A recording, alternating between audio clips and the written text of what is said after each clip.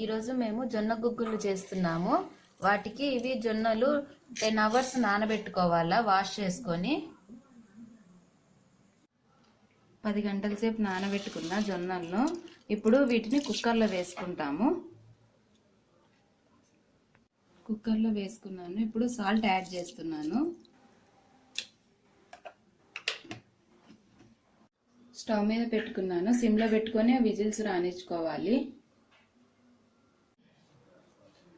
10 whistles వచ్చాయి. ఇప్పుడు వీటిని వడబోసుకుంటున్నాను.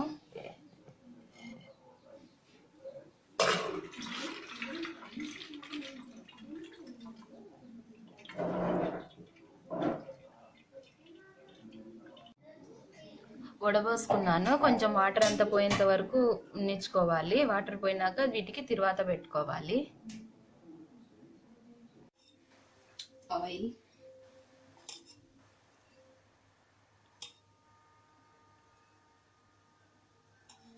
ఆయిల్ వేడెక్కింది. ఇప్పుడు తిరగమాత గింజలు,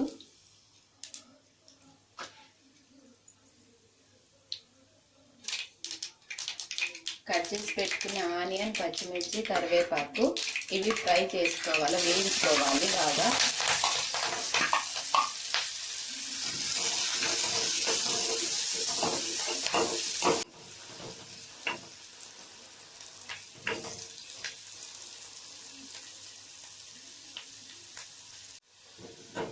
ఇట్లా కలర్ వచ్చేంత వరకు వేయించుకోవాలి. ఇప్పుడు వడబోసుకున్న జొన్నలు ఉంటాయి కదా, అవి యాడ్ చేసుకొని కలుపుకోవాలి. మసాలా అంతా కలిసేటట్టు.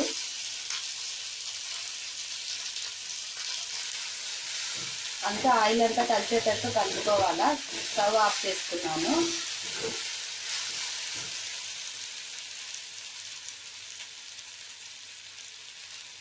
జొన్న గుగ్గిళ్ళు రెడీ అయ్యాయి.